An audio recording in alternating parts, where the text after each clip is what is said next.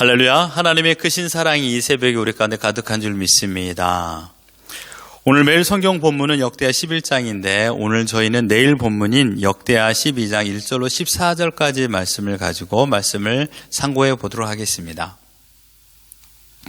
1절에 보면 르호보암의 나라가 견고하고 세력이 강하여짐에 그가 여호와 율법을 버리니 온 이스라엘이 본받은지라.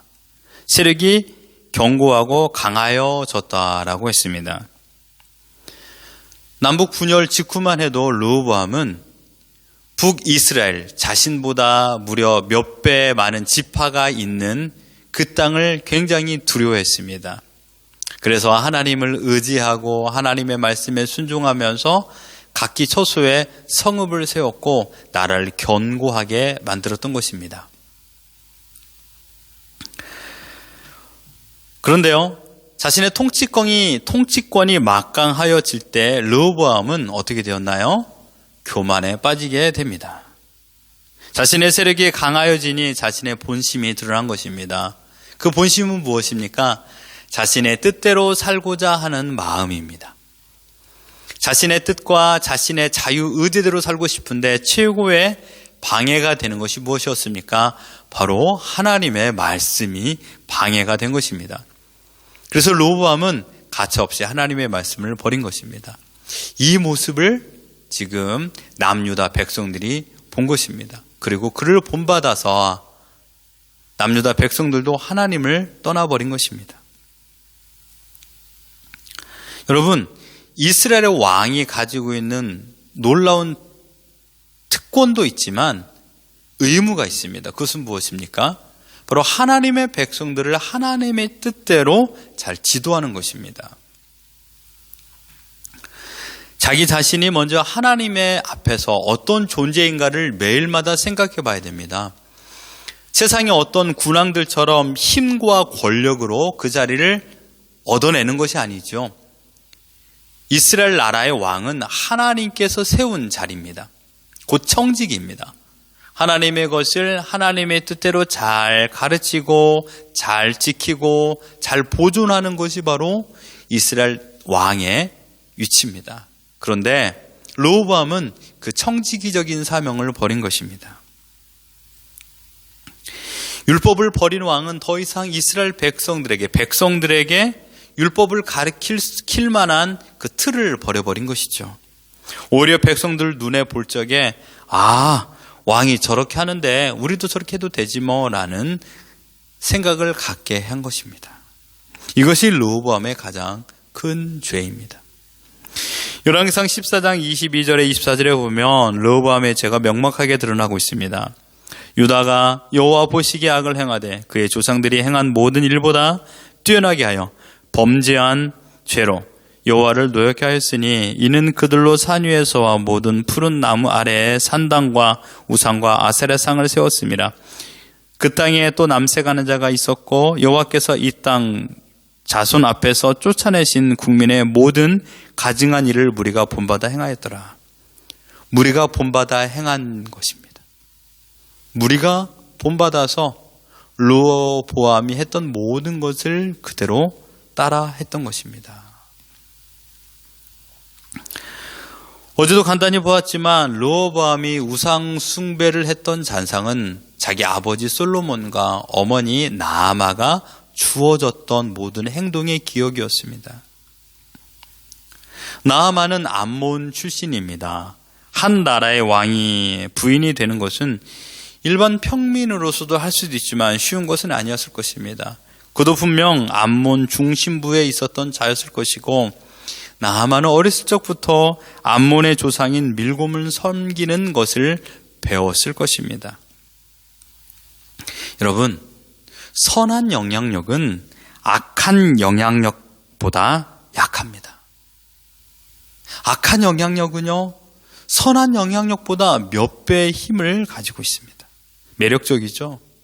황홀합니다. 솔로몬도 이러한 나아마의 영향력 때문에 하나님을 떠난 삶을 살았던 것이 분명합니다. 밀곰을 섬기던 암몬 여인인 나아마, 그 어머니 밑에 르호보암도 악한 영향력을 받은 것입니다. 그뿐만입니까?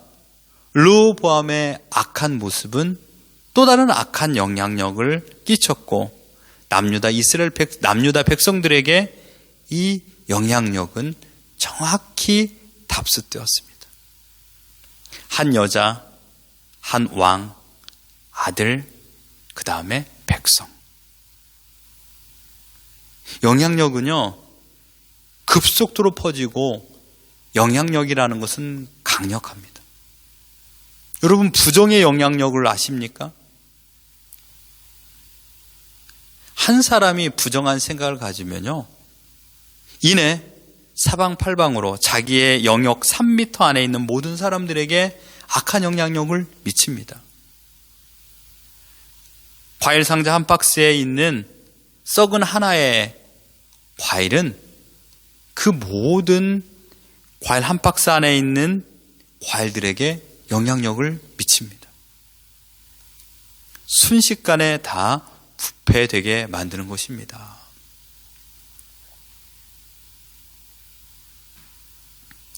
그 결과 어떻게 되었습니까? 하나님의 노가 격발되었습니다.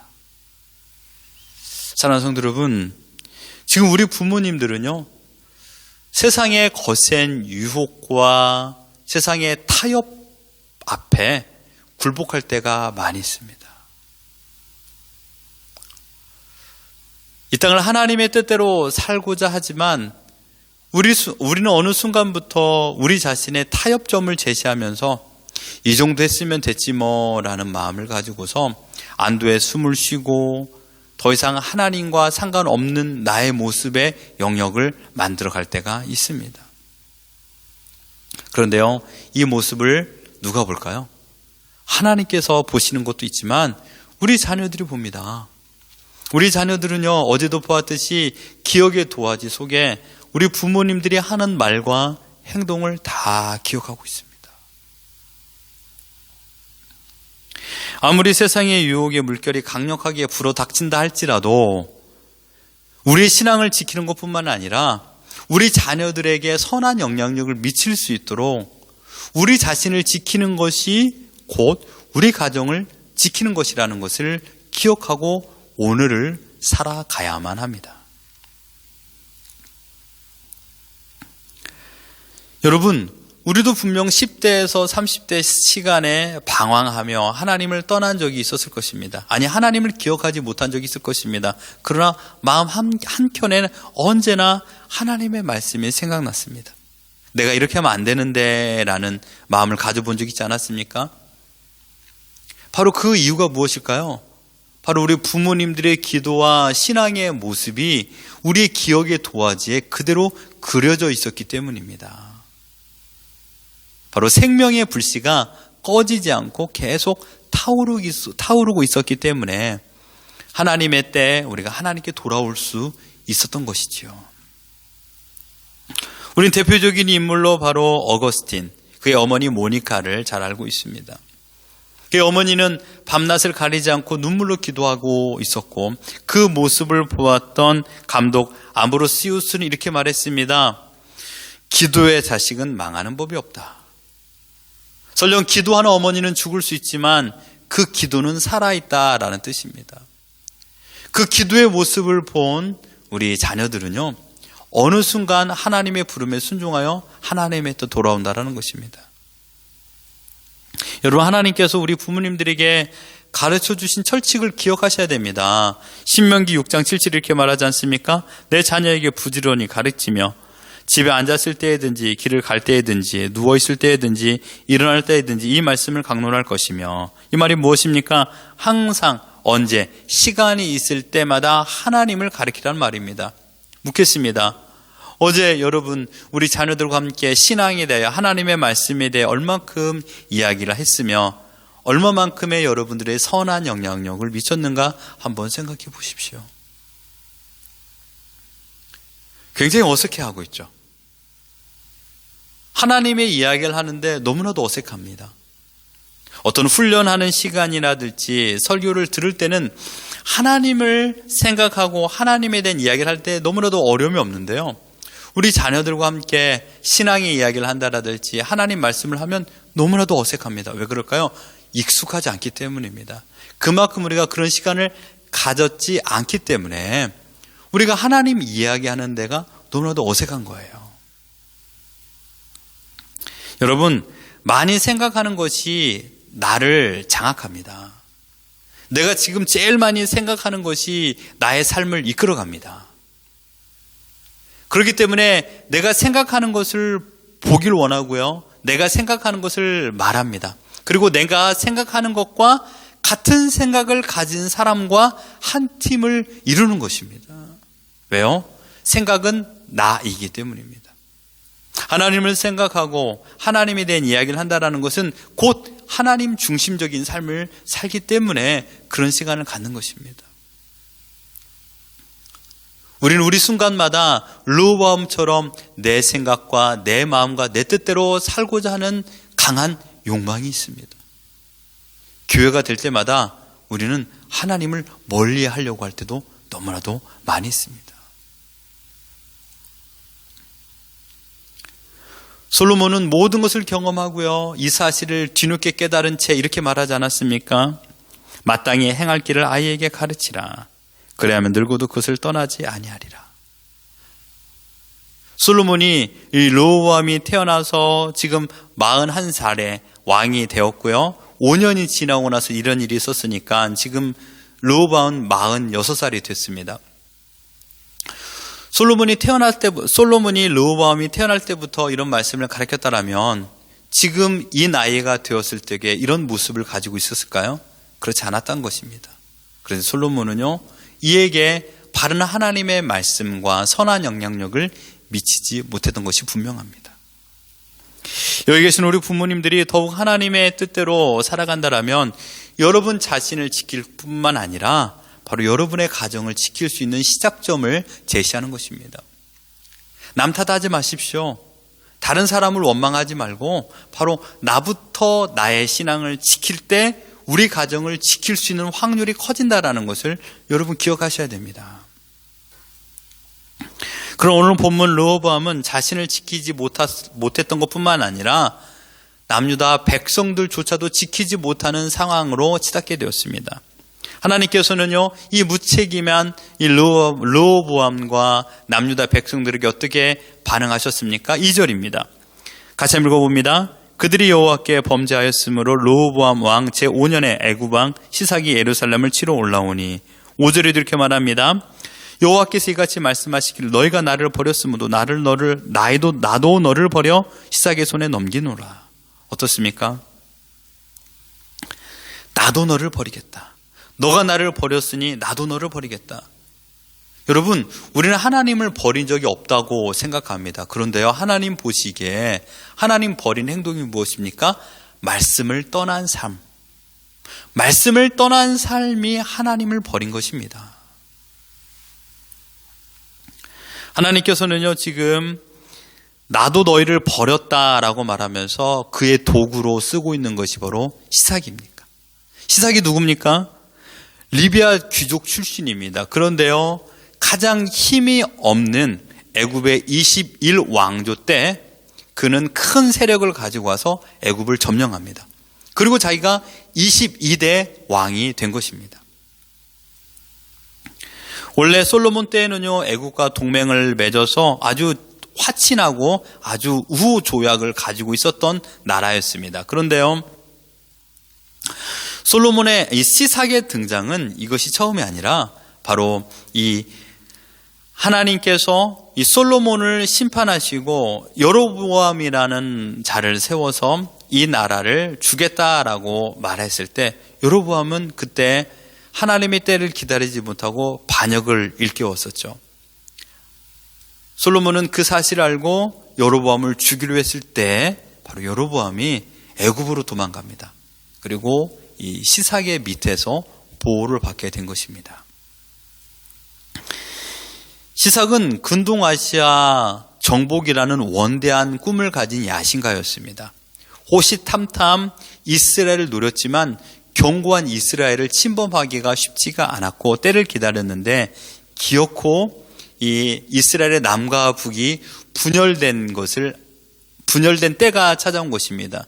힘이 없는 것을 알고 기어이 이제 큰 세력을 가지고 데리고 와서 이 남유다를 점령하려고 했던 것입니다. 그의 군대를 간단히 소개하면 병거가 1200승, 기병이 6만 명. 애국 군사만 해도 강력한데요. 리비아 사람들, 숫김 사람들, 구수 사람들이 연합하여 왔습니다. 얼마나 많은지 수를 헤아릴 수 없었다라고 말하고 있습니다. 시삭의 애국 군대는요, 예루살렘을 점령하는 것은 너무나 당연한 것이죠. 그리고 그 점령된 성전과 궁궐 안에 있는 모든 보물들을 다 가져갔습니다.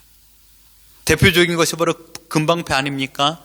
금방패 200개, 그 다음에 큰 금방패 200개, 작은 금방패 300개. 이걸 모두 금이기 때문에 환산해 보면 3,300kg입니다.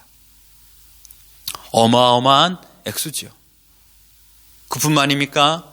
솔로몬이 그렇게 자랑했던 황금으로 둘러싼 상아로 만든 그런 보좌, 그리고 그 옆에 양쪽으로 6개씩 황금으로 만든 사자, 그리고 많은 금으로 만든 그릇들, 그리고 보화들, 그 모든 것들을 다 가지고 가버렸습니다.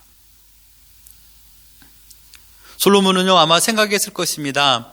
자기가 만든 이 모든 황금, 여러분 금이라는 것이 원래 순수함과 변하지 않음이란 뜻을 가지고 있지 않습니까? 이 모든 것들이 변하지 않고 오래 지속되리라 생각했는데요. 여러분 솔로몬이 만들고 나서 25년 지나고 나서 이 모든 것들은 다 애굽으로 옮겨져 버렸던 것입니다. 영원한 건 없습니다. 그 아름다운 모든 황금들이 옮겨지는데 25년 걸렸습니다. 여러분, 이 죄악이, 이 심판이 얼마나 강력했습니까? 그 이유는 르호보암과 남유다 백성들이 범한 죄가 이만큼 강력했기 때문에 이런 커다란 심판이 있었던 것입니다. 시삭의 침입과 약탈, 파괴와 강탈, 이 모든 것들은 바로 하나님의 진노를 의미하고 있습니다. 그렇다면 여러분, 하나님께서 이러한 진노를 내리신 이유는 무엇일까요? 그들로 하나님 앞에 회개하고 돌아오라는 하나님의 마음, 곧 부성애가 담겨져 있습니다. 마치 사사시대 범죄한 이스라엘 백성들이 하나님 앞에 나와 기도하고 회개하면 하나님께서 그것을 듣고 다시 회복을 허락하여 주셨던 것처럼 지금 이 어려움과 극한 상황 가운데서 그들이 하나님 앞에 돌아와 회개하면 내가 너희를 용서해 주겠노라는 하나님의 강한 메시지가 담겨져 있는 것입니다.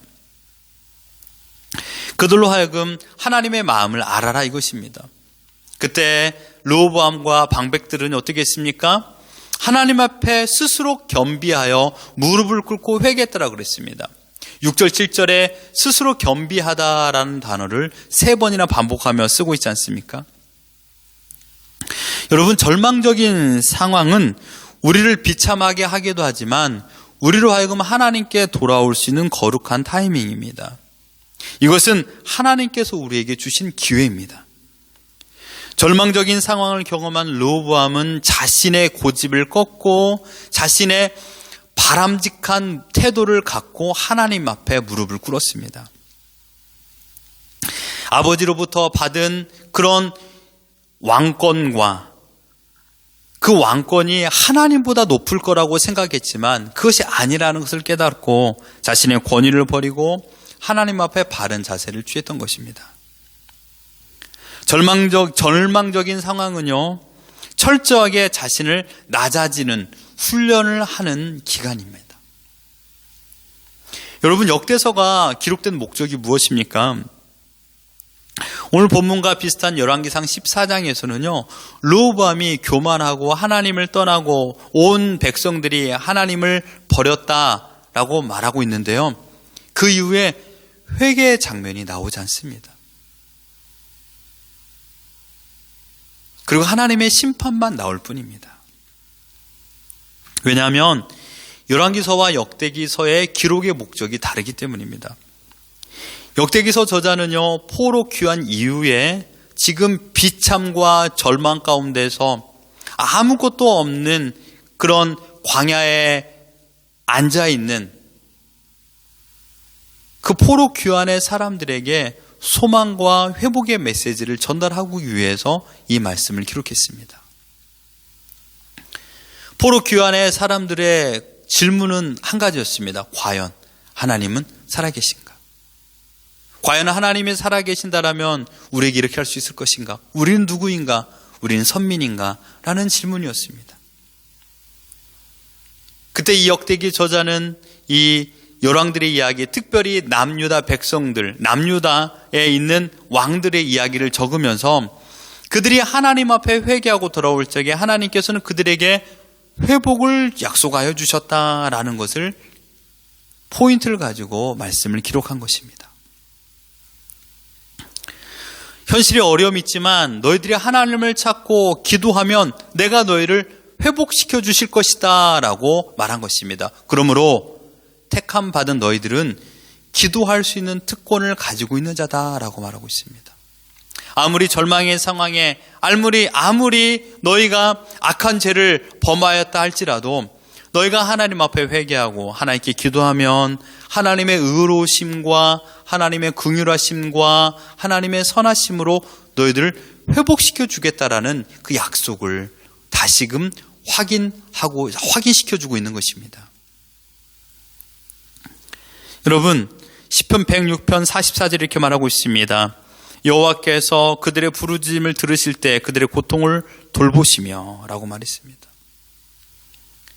고통 가운데 그들이 기도할 적에 그들을 돌봐주시는 분이 하나님이라고 말씀하고 있는 것입니다. 여러분, 우리는요, 어떠한 절망의 늪에 빠질 때 그때 결코 좌절해서는 안 됩니다. 왜냐하면 절망의 상태에서 나의 실체를 깨달을 수 있는 시간이기 때문입니다. 내가 나를 돌이켜볼 수 있는 것은요, 하나님의 은혜입니다. 왜냐하면 하나님께서 다시금 기회를 주었기 때문입니다. 파멸시킬 수도 있습니다. 그 순간 불을 내려 다 죽여버릴 수도 있습니다. 그런데 하나님께서 어떻게 하셨습니까? 그들로 하여금 다시금 자신을 돌이켜볼 수 있는 시간을 주었던 것이고, 그들이 그 시간을 가지고 깨닫고 하나님께 기도하고 회개하고 하나님을 의지한다라면 하나님은 또다시 그들에게 회복의 은혜를 주시겠다라고 약속하여 주셨기 때문입니다. 절망의 늪을 만난 것은 다시 돌아갈 수 있는 기회를 주신 하나님께 감사할 수 있는 시간입니다. 그러므로 여러분, 절망 순간 가운데 좌절하지 말고 이때 하나님을 찾고 기도해야만 합니다. 지금 세계가 코비드로 인하여서 너무나도 더 큰 절망에 빠졌습니다. 너나 할 것 없이 힘들다 말하지만 이보다 더 힘들 수 있을 것인가 라고 말하지만 세계 많은 사람들은 앞날이 더 힘들 것이다 라고 예측하고 있는 상황입니다. 절망의 끝자락에 지금 우리는 서 있습니다. 여러분, 그런데요, 하나님께서는요, 우리들에게 진노처럼, 우리들이 보기에는 진노처럼 보이지만 이것은 우리를 죽이는 불이 아니라 바로 우리의 마음 속에 있는 모든 불순물을 제거하는 정화의 불입니다. 결코 우리를 소멸시키는 멸망의 불이 아니라는 것입니다. 르호보암은요, 자신의 잘못을 깨닫고 하나님 앞에 스스로 겸비하여 무릎을 꿇었습니다. 그리고 하나님께서는 그의 기도에 응답을 허락하여 주셨죠. 마치 솔로몬이 성전에서 기도했던 그 기도의 내용을 기도했던 기도에 응답하는 것으로 우리는 정확히 이 본문을 이해해야만 합니다. 솔로몬이 역대하 7장 14절에 이렇게 기도했습니다. 내 이름으로 일컫는 내 백성이 그들의 악한 길에서 떠나 스스로 낮추고 기도하여 내 얼굴을 찾으면 내가 하늘에서 듣고 그들의 죄를 사하고 그들의 땅을 고칠지라.